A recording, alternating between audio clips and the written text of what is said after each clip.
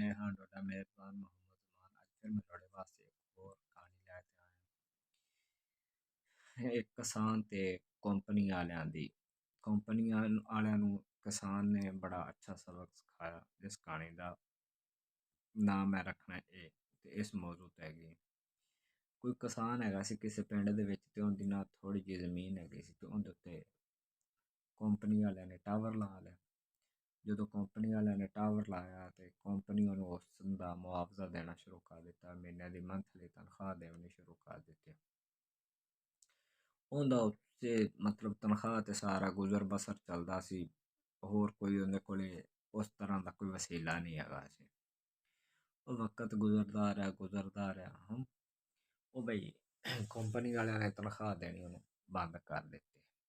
ਉਹਨੇ ਬੜੇ ਰਾਬਤੇ ਸ਼ਾਬਤੇ ਕੀਤੇ, ਬੜੀ ਜਗ੍ਹਾ ਤੇ ਗਿਆ, ਪਰ ਕੰਪਨੀ ਵਾਲਿਆਂ ਨੇ ਕੋਈ ਰਾਬਤਾ ਨਾ ਰਿਹਾ ਹੁੰਦਾ। ਕੋਈ ਹੌਲੀ ਹੌਲੀ ਰਾਬਤਾ ਬਿਲਕੁਲ ਖਤਮ ਹੋ ਗਿਆ। ਉੱਥੇ ਨਾ ਕੋਈ ਆਇਆ ਨਾ ਗਿਆ, ਬਸ ਉਹੀ ਟਾਵਰ ਨੂੰ ਚਲਾਉਂਦਾ ਸੀ ਤੇ ਉਹੀ ਸਾਰਾ ਨਿਜ਼ਾਮ ਸੰਭਾਲਦਾ ਸੀ। ਤੇ ਉਹ ਪੂਰੇ ਇਲਾਕੇ ਦੇ ਵਿੱਚ ਟਾਵਰ ਵੀ ਇੱਕੋ ਇੱਕ ਸੀ।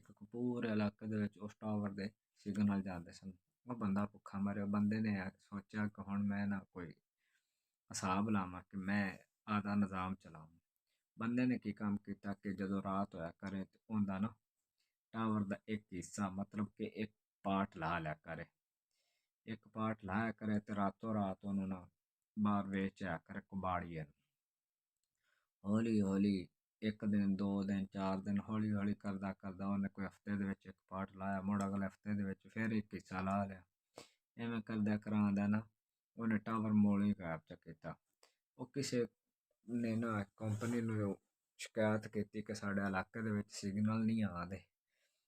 ਉਹ ਕੰਪਨੀ ਵਾਲੇ ਆਏ। ਜਦੋਂ ਕੰਪਨੀ ਵਾਲੇ ਆਏ ਤਾਂ ਕੰਪਨੀ ਵਾਲਿਆਂ ਨੇ ਵੇਖਿਆ ਤੇ ਟਾਵਰ ਤਾਂ ਉੱਥੇ ਹੈ ਹੀ ਨਹੀਂ ਸੀ ਬਿਲਕੁਲ। ਕੰਪਨੀ ਵਾਲਿਆਂ ਨੇ ਉਸ ਕਿਸਾਨ ਤੋਂ ਪੁੱਛਿਆ ਜਿੰਦੀ ਜ਼ਮੀਨ 'ਚ ਟਾਵਰ ਲੱਗਾ ਸੀ, ਹਾਂ ਬਈ ਟਾਵਰ 'ਚ। ਉਹਨੇ ਆਖਿਆ ਮੈਨੂੰ ਤਾਂ ਪਤਾ ਨਹੀਂ ਟਾਵਰ ਕਿੱਥੇ ਜਾਂ ਕਿੱਥੇ ਨੇ। ਅੱਛਾ, ਕੰਪਨੀ ਵਾਲਿਆਂ ਨੇ ਟਾਵਰ ਲੱਭਣਾ ਸ਼ੁਰੂ ਕਰ ਦਿੱਤਾ। ਲੱਭਦੇ ਲੱਭਦੇ ਕਿਹਾ ਜੀ ਉਹ ਇੱਕ ਕਬਾੜੀਏ ਕੋਲ ਗਿਆ ਤੇ ਟਾਵਰ ਸਾਰਾ ਉੱਥੇ ਪਿਆ।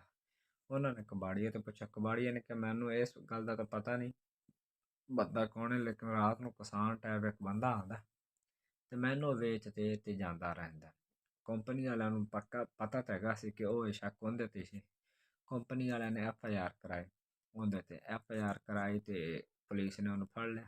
ਜਦੋਂ ਪੁਲਿਸ ਨੇ ਫੜਿਆ ਤਾਂ ਉਹਨੇ ਸਾਰੀ ਕਹਾਣੀ ਸੁਣਾਈ ਕਿ ਇਸ ਤਰੀਕੇ ਇਹਨਾਂ ਨੇ ਰਾਬਤਾ ਖ਼ਤਮ ਕਰ ਦਿੱਤਾ ਸੀ, ਮੈਂ ਚਲਾ ਰਿਹਾ ਸਾਂ ਤੇ ਹਾਂ ਹੁਣ ਆਖਰ ਗੱਲ ਇਹ ਹੀ ਹੈ ਕਿ ਕੰਪਨੀ ਮੈਨੂੰ ਮੇਰੀ ਜਿਹੜੀ ਤਨਖਾਹ ਰਹਿੰਦੀ ਸਾਰੀ ਤਨਖਾਹ ਦੇ ਦੇਵੇ ਤੇ ਮੈਂ ਇਹਨਾਂ ਦੇ ਟਾਵਰ ਦੇ ਪੈਸੇ ਦੇ ਦੇਣਾ। ਕੰਪਨੀ ਵਾਲਿਆਂ ਨੇ ਉਹਦੇ ਤੋਂ ਮਾਫੀ ਮੰਗ ਤੇ ਆਪਣਾ ਟਾਵਰ ਟੂਵਰ ਚੁੱਕ ਲਿਆ। ਉਹਨੇ ਟਾਵਰ ਦੇ ਪੈਸੇ ਦੇ ਦਿੱਤੇ ਤੇ ਕੰਪਨੀ ਨੇ ਉਹਨੂੰ ਉਹਦੀ ਤਨਖਾਹ ਦੇ ਦਿੱਤੀ। ਕੰਪਨੀ ਨੇ ਟਾਵਰ ਆਦਾ ਕਿਧਰੇ ਹੋਰ ਲਾ ਲਿਆ ਤੇ ਉਹਨੇ ਆਦੀ ਜ਼ਮੀਨ ਵਾਹਣੀ ਸ਼ੁਰੂ ਕਰ ਦਿੱਤੀ। ਲੇਕਿਨ ਉਹਨੇ ਟਾਵਰ ਵਾਲਿਆਂ ਨੂੰ ਕੰਪਨੀ ਵਾਲਿਆਂ ਨੂੰ ਸਬਕ ਅੱਛਾ ਸਿਖਾਇਆ, ਠੀਕ। ਤੇ ਉਹਨੇ ਦੱਸਿਆ ਵੀ ਕਿ ਦੁਬਾਰਾ ਇਸ ਤਰ੍ਹਾਂ ਨਹੀਂ ਕਰਨਾ ਚਾਹੀਦਾ। ਅੱਲਾ ਹਾਫਿਜ਼।